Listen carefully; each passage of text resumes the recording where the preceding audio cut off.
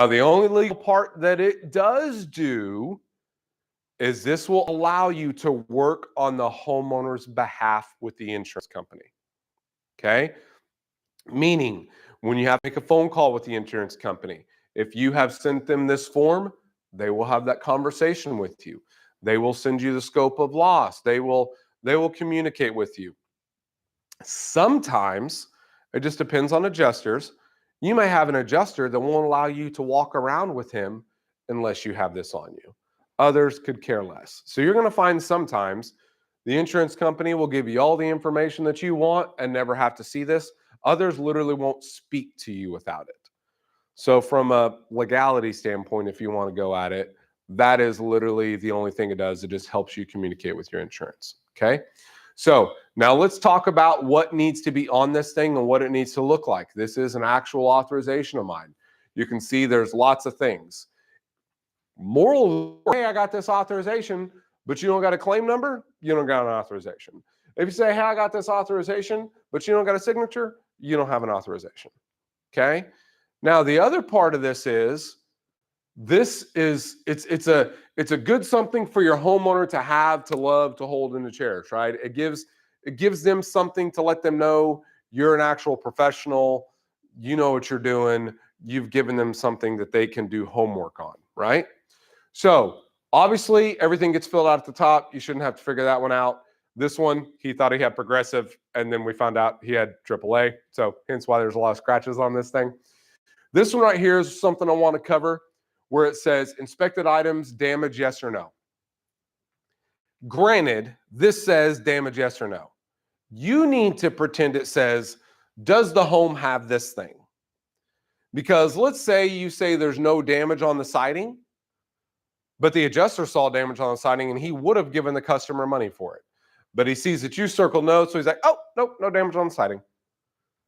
Don't take money out of your pocket. Don't take money out of the homeowner's pocket. You're basically just saying, yes, the home has these things. So in other words, the only thing this home didn't have is a skylight. Some areas have a lot of skylights, some areas don't. Like, typically speaking, that skylight is about the only thing you're going to be circling no to. Does that make sense? Everybody tracking so far? The next thing you need to do, this big blank section, this big note section, this is where you inform your homeowner. This is a spot that is going to save your bacon. If you do this spot improperly, your customer is going to ghost you. And we'll get into that in a little bit more lately, but leaving that spot blank, this here is the best way we communicate with our homeowner about what's happening next. So make sure you are doing this part really, really well. Okay. What I'm putting up here is I'm going to put the phone number to the place I called. As you can see, we had to call quite a bit of different places because he didn't know what the heck the number was.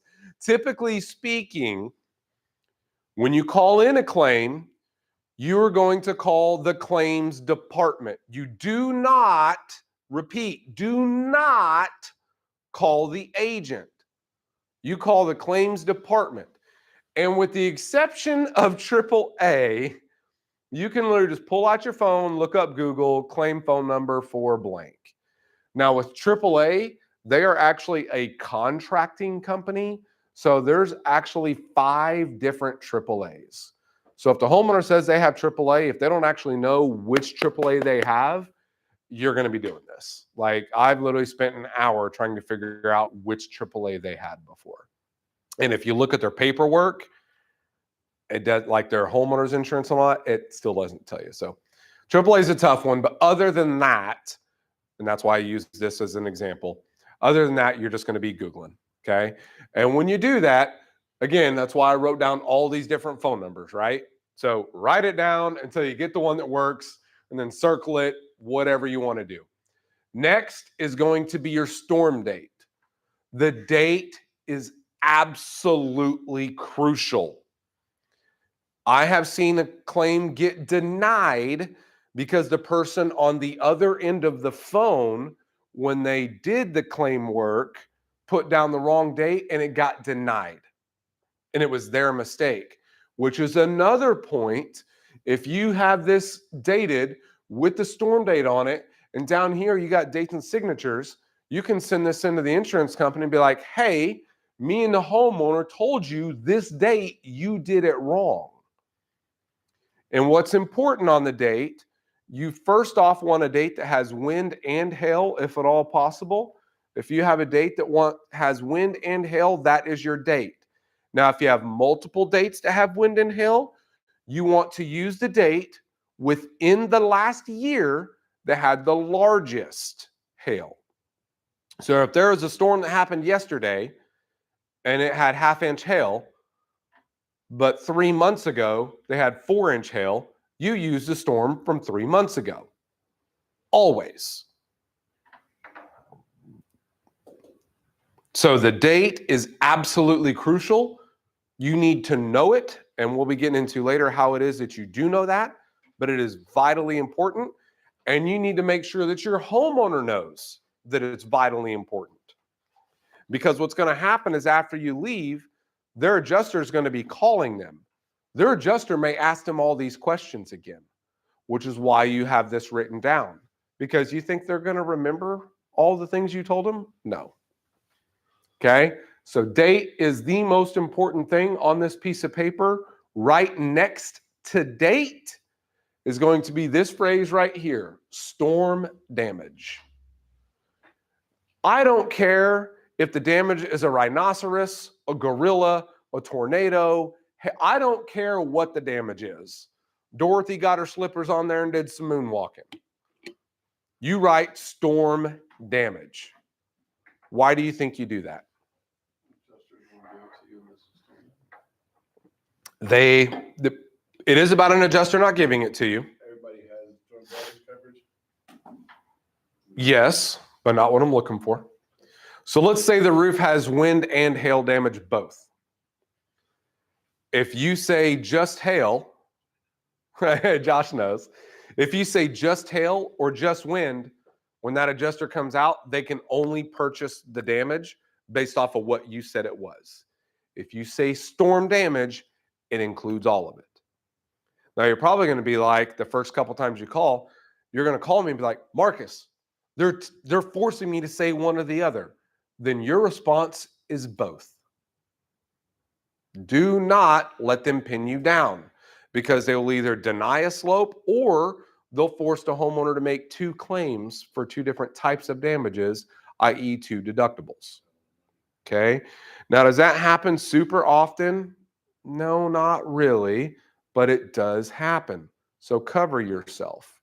Okay.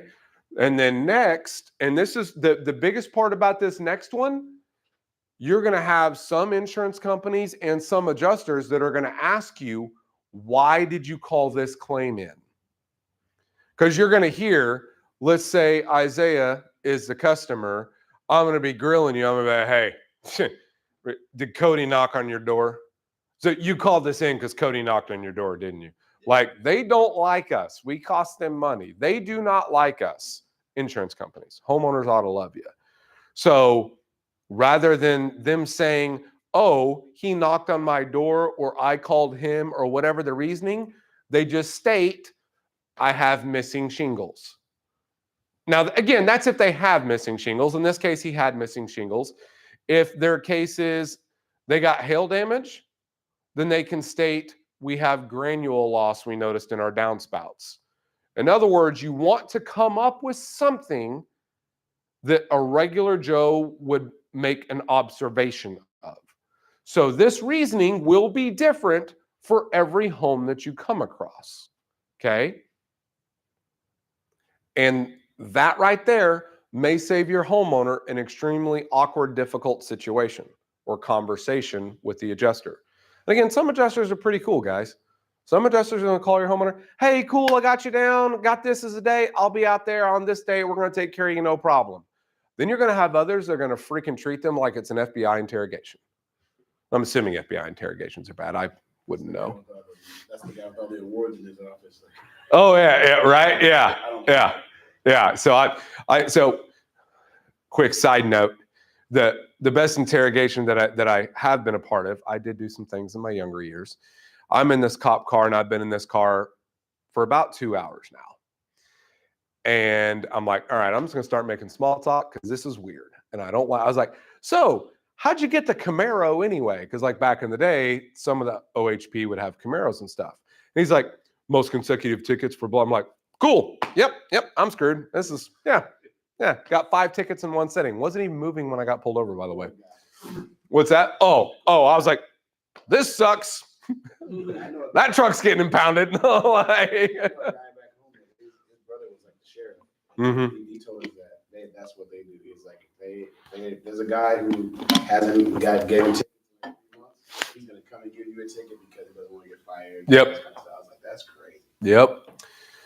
So the next things that you're going to put on here, you're going to put on, you'll see here how I have adjuster name, date, and time.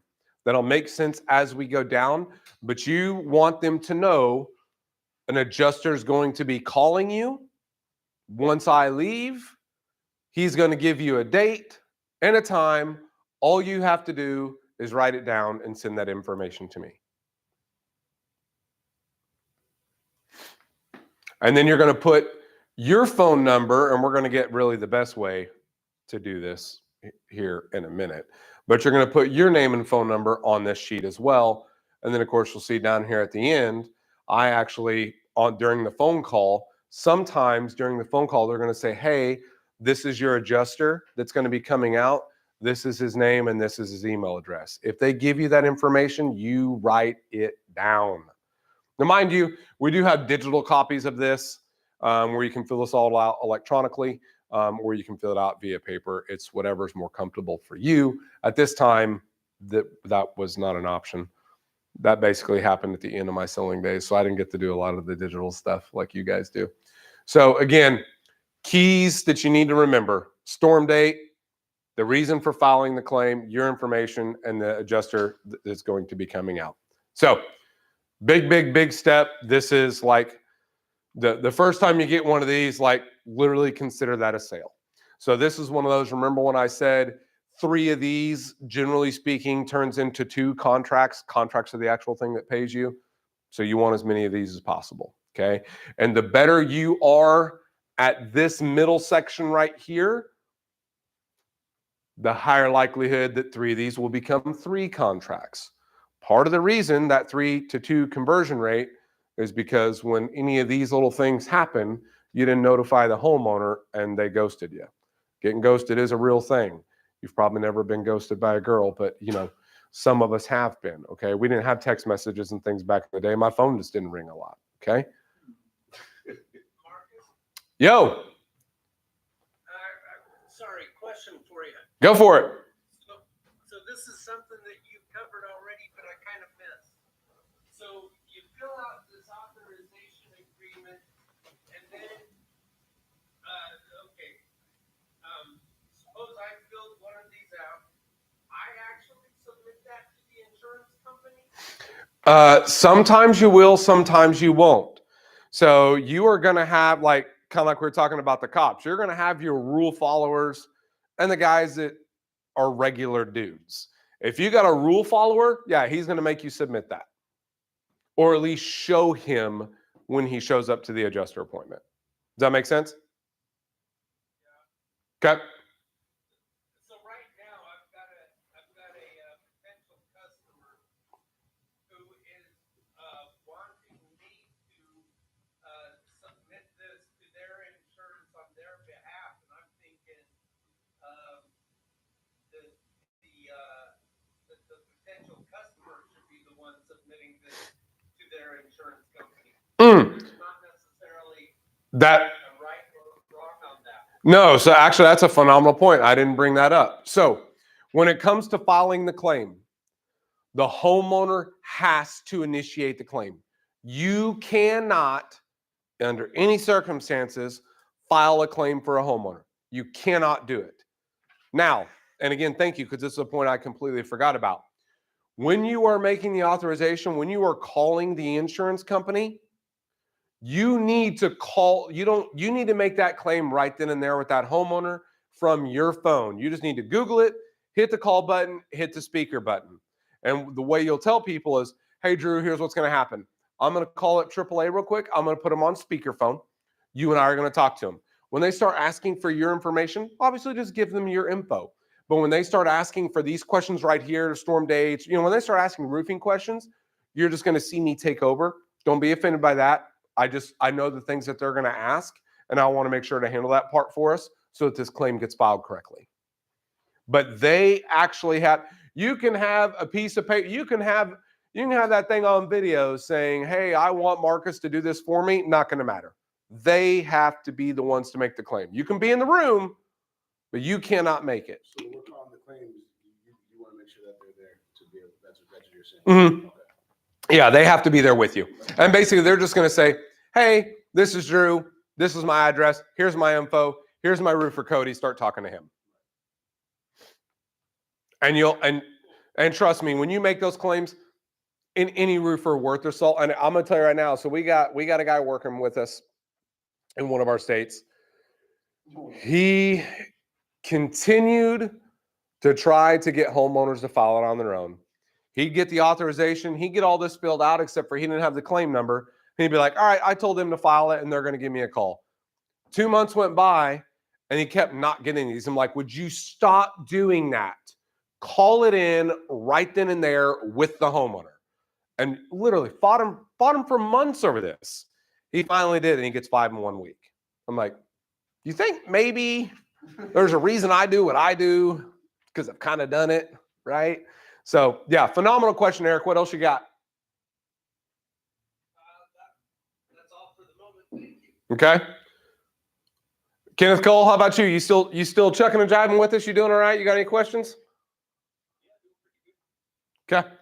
All right. Well, we're going to keep on keeping on, y'all. You guys good? You guys have any questions? I feel like you got a question. No? I'm better learning how to actually do it. So. Hey, I'm right there with you, man. I'm right there with you. All right. So after the authorization, you're going to inform the homeowner of the next steps.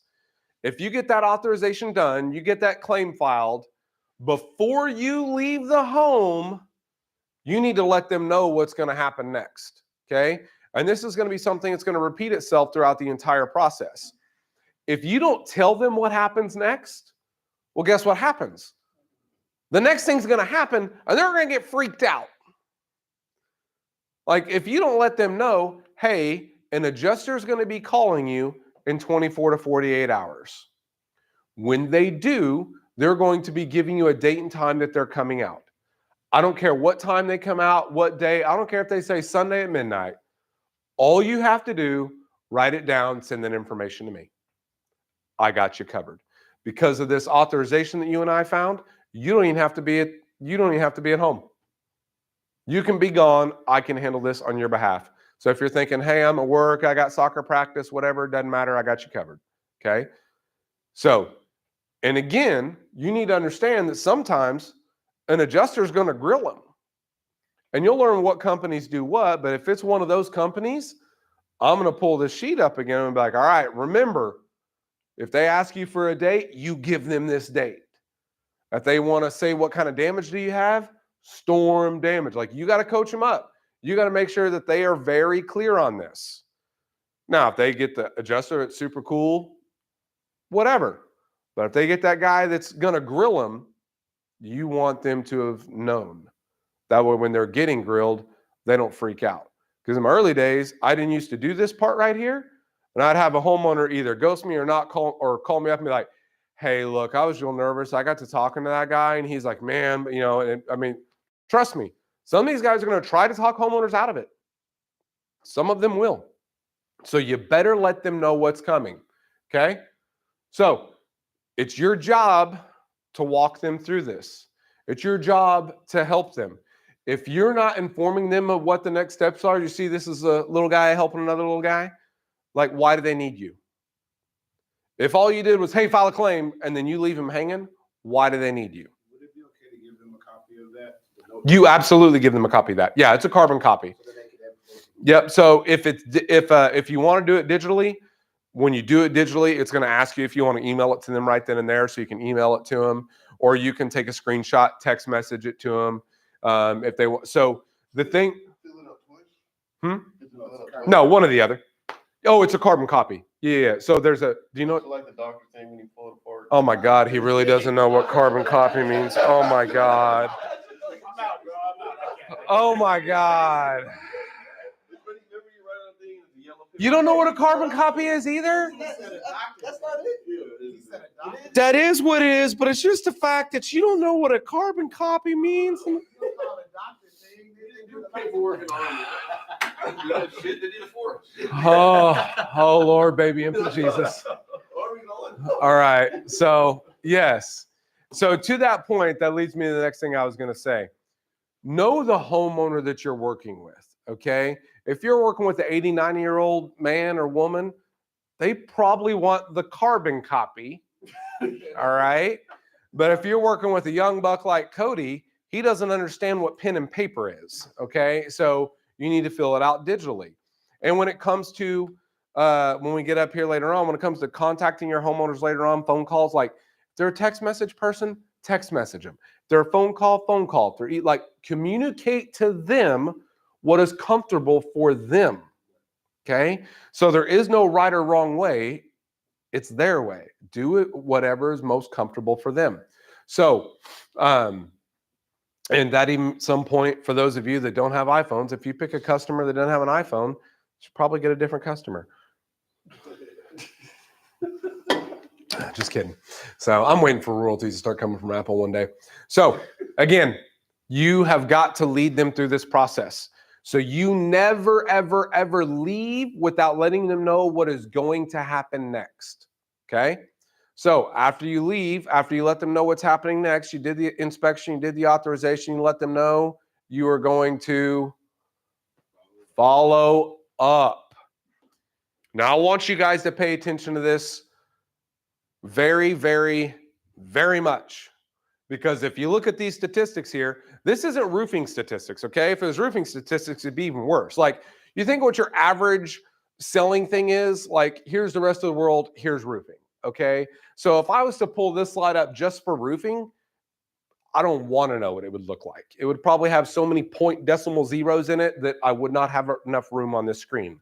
Roofing, typically, we suck. We're pathetic, lazy people, all right? So follow up. 98% of salespeople never follow up. 98%. And of that 98, of that 2% that do it, 67% of those guys only follow up one time. You're going to follow up on average probably 20 to 30 times throughout your process. If you're constantly getting ghosted, I know you're never following up. If you constantly don't know where you're at in your pipeline, I know you're not following up. If you're not getting referrals, I know you're not following up. Following up is literally going to make or break how much volume and how much money you make in this. Okay? All the guys who are $2 million writers plus in this company, I guarantee you, you will see our follow-ups versus everyone else's. That one person probably follows up more than everybody else in the state combined. Okay? If you want to be good, you better get good at this. Okay? To me, that seems to be the easiest part, I think, is follow-up, because to try to finish and make up that deal, also to get referrals, like you were saying, all the things that you don't get and you don't follow up would be the reasons why I think you should. And be that, I mean, you've already had a rapport with that person, you're trying to get something done, so I think it would make sense to follow up. Well, and here's the thing. Why is follow-up so important in what we do? Utah Jazz, you guys can join in if you know this answer. Because we actually care. Well, we'll make it seem like we also care. Phenomenal. I don't want to make it seem like I care, because I do. So it's a good point. But what else do you think? What's the homeowner thinking? Maybe that this may not be a good idea, or it's just too expensive, or all this kind of things. So let's say if you think, if you're a homeowner, if you take all emotions and everything that you know, let's see, I pay insurance monthly, all this money. However, homeowners trust their insurance company more than they trust you. So if you're doing a follow-up, if there's ever a hiccup, if there's ever a time delay, Generally speaking, this is a 3 to 5 week process. And those 3 to 5 weeks, if you're following up, they know this delay is from the insurance company. If you're not following up, they are instinctively going to think it's you. That's what's gonna, like, it took me a while to figure that out because, like, I'm sitting there thinking, well, they know I'm the good guy. No, they don't. They absolutely do not know you're the good guy. Your follow-up, and by the way, your follow-up in this sometimes isn't going to be just following up with the homeowner. It's going to be following up with the insurance company for the homeowner, then going back to and follow up with the homeowner again. Like, it should be that easy, but I got some guys that are so ungood at this, they think following up with one customer is a 6-hour job. Like, no, it's freaking not. Do you have like any advice on like how to keep track of like? Oh, if you don't think I'm getting there, I'm insulted. Okay. Absolutely, I got advice. I'll lose. 100%. So, and here's the advice I got. And we're going to get there in a second. When it comes to your follow-up, I'm going to give you guys a follow-up process that for me literally never fails. Adapt it to you as far as how to keep up with it. Like I'm literally like half paper, half digital. Like it makes no sense to most people. I'm like, hey, I just instinctively know this kind of thing I'm going to do on paper. This kind of thing I'm going to do digital. Some guys are straight up digital. Like one of my guys is like phone only. I'm like, hey, did you pull up your laptop? What's a laptop? Like, I don't know how you freaking function without a laptop, right? So do whatever, do you, boo. I don't care. Whatever's comfortable to you. Okay. So, real quick follow up, and this is going to be immediately after this authorization. You tell them what's coming next.